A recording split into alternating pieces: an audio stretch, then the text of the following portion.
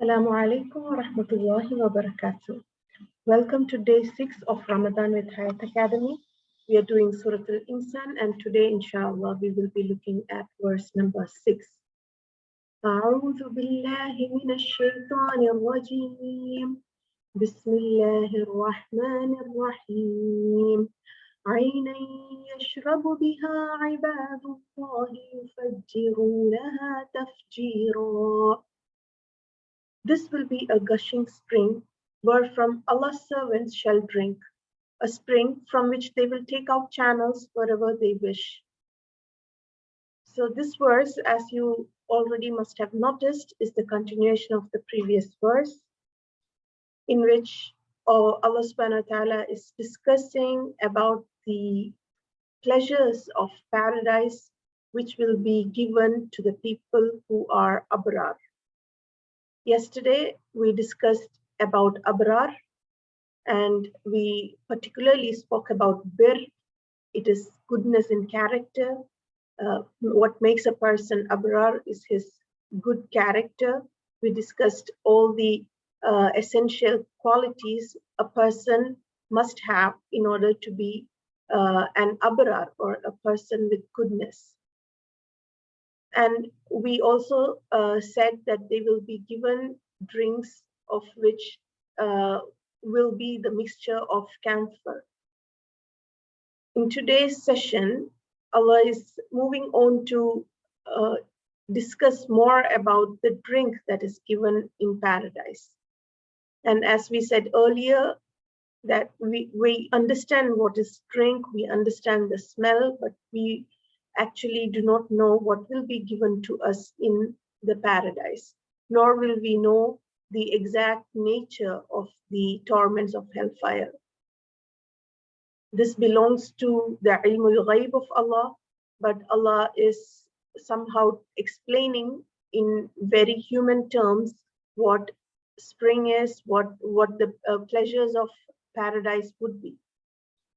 And Allah says, aynan, it is not just the drink of camphor is not just any sort of drink, but rather it is an ayn, or a spring, or a gushing spring.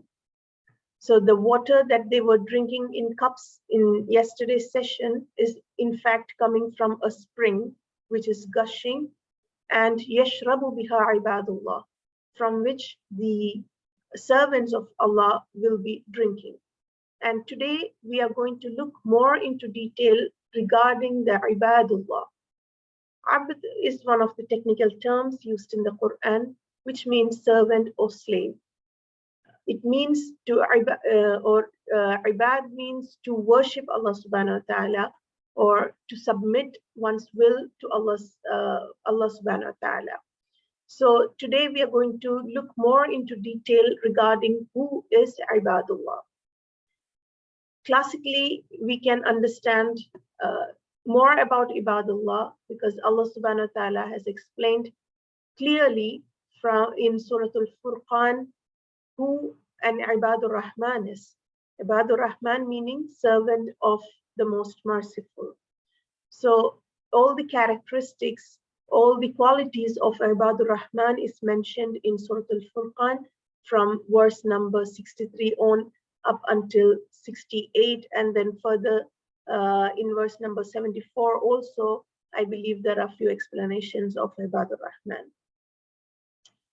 So in Surah Al-Furqan, Allah says, وَعِبَادُ الرَّحْمَنِ الَّذِينَ يَمْشُونَ عَلَى الْأَرْضِ هَوْنًا وَإِذَا خَاطَبَهُمُ الْجَاهِلُونَ قَالُوا سَلَامًا وَالَّذِينَ يَبِيتُونَ لِرَبِّهِمْ سُجَّدًا وَقِيَامًا, and so on. So we will look into the meaning of what Allah is trying to tell us, who the true servants of the most merciful is. They are the ones who walk on the earth gently, and when foolish ones address them, they simply say, peace be to you. So first, very important character of a person who is a true servant of Allah Almighty is a person who walks gently on earth. It is very strange to understand this from a religious perspective, because we understand generally religion to be the ones with worship. But in Islam, religion encompasses everything, including the behavior, the way one walks, the way one sits and talks, and so on. So Islam encompasses all the aspects of a person's life. And here, walking gently on earth, Allah is relating to being a true servant of Allah Almighty. It is very interesting, and it is very worthy of understanding and putting into practice to walk gently on earth. Walking gently means not being arrogant of oneself. Understand that you are just another creation of Allah subhanahu wa ta'ala, and you are sharing the planet with millions of creatures, and you are among them yet another creation of Allah subhanahu wa ta'ala. Understanding that there is nothing to be arrogant about, and walk with humility on earth. It is very important in the sight of Allah to have humility in the heart, to not be arrogant at all, because Allah in I think in Qudsi hadith, or one of the hadiths of Prophet Muhammad sallallahu alaihi wasallam, Prophet Muhammad sallallahu alaihi wasallam explains that a person who is having even a mustard seed of arrogance in a person's heart will not even smell paradise, meaning he will be so far away from paradise. An arrogant person will be so far away from paradise that will not even get the smell of paradise. So to remove arrogance from one's heart, and to have humility, to replace arrogance with humility, and to walk gently on earth, and also not to go about arguing, and not to go about meddling in unnecessary arguments. And if, usually arguments come from foolishness, and it comes from fierceness. It really moves on to fierce arguments if there is foolish people involved. But if the arguments are intelligent, there will be a conversation rather than arguments. There will be understanding, there will be exchange of ideas, there will be talks which will enable both the parties to expand their knowledge and understand the different perspective of the matter that is being discussed. There will be discussions and conversations if the matter is if it is done by intelligent people. But foolish people generally go on to argue their matters. So Allah subhanahu wa ta'ala expects Ibad ar-Rahman or Ibad Allah, the true believers of Allah, to keep away from such foolish arguments. And if people come to foolishly argue with them, or come to foolishly address them in any matter, they would say, Salam, peace be to you. And they would not stay back and continue with the arguments. Then Allah go on to say about the worship aspect of true believer of Allah, that they will spend the night prostrating themselves in sujood before their Lord, and also they'll be standing, meaning they will be spending the night in prayer. And it is something that you should be noting, that most of the time when Allah talks about praying, Allah refers to it as praying at night. The thing about praying at night is that one is resting from the rest of the work of the day. One is taking a rest, and also most of the people will be sleeping. And when that time is utilized to worship Allah subhanahu wa ta'ala, it shows the sincerity of one's faith, and it also shows the sincerity in one wanting to worship Allah subhanahu wa ta'ala. So this is signified, this is emphasized in many of the parts of the Quran. And here too, Allah says they are the ones who spend the night in sujood in front of Allah subhanahu wa ta'ala, and also in standing. Sujood and standing, qiyam and sujood, are two things that you do while you are in your salah. Then Allah moves on to say that they make their dua, they ask Allah subhanahu wa ta'ala to ward off from the punishments of hell, because its punishment is the one that is permanent. So a true believer of Allah will be making dua to Allah subhanahu wa ta'ala, asking him to ward off the punishments of hellfire, seeking protection from hellfire in Allah subhanahu wa ta'ala.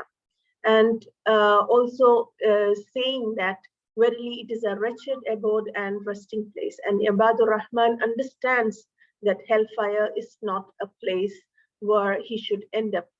And also, yet another aspect of a person is the economic aspect is also mentioned here when Allah says that true servants of Allah subhanahu wa ta'ala are the ones who are neither extravagant nor niggardly in their spending, but keep the golden mean between the two, meaning that he is not extravagantly spending his wealth, lavishly doing things that are absolutely unnecessary, and also he is not miserly, he is not niggardly, he is not keeping up or hoarding wealth and not spending it in the proper manner, because economic aspect is very important in a person's life, in a family life, and also in a social life, because economy is the backbone of society.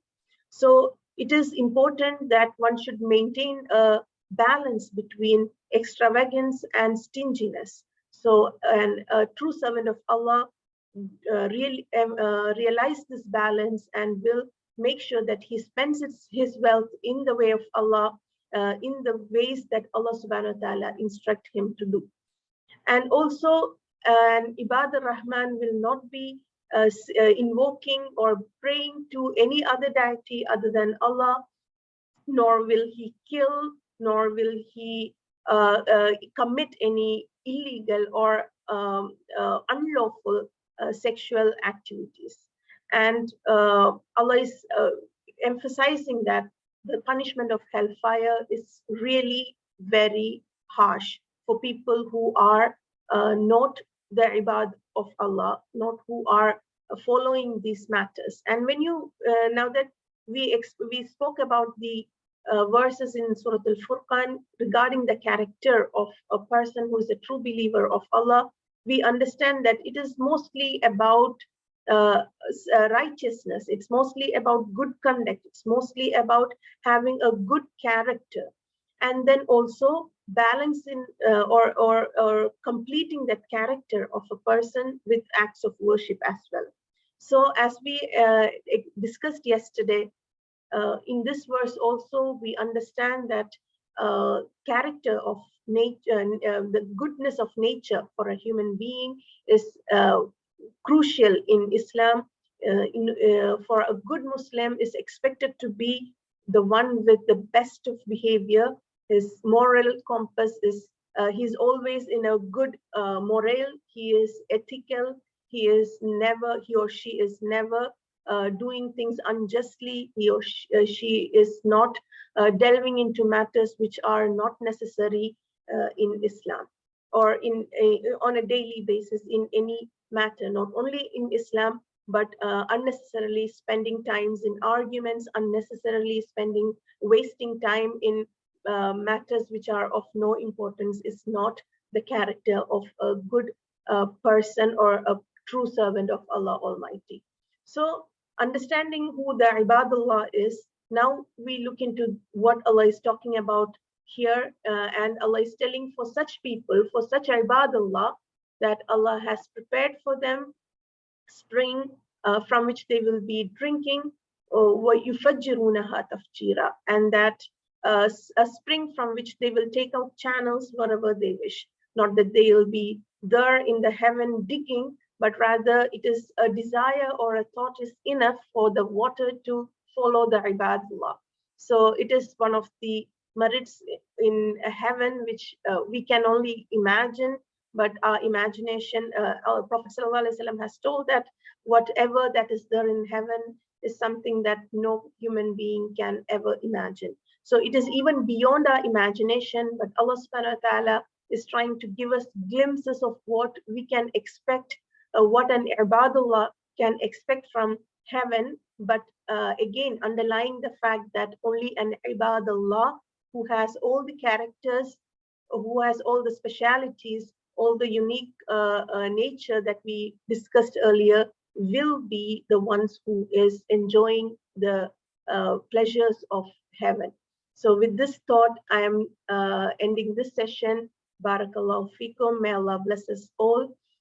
Inshallah, see you all tomorrow with yet another verse from Surah Al-Insan. Assalamu alaikum wa rahmatullahi wa barakatuh.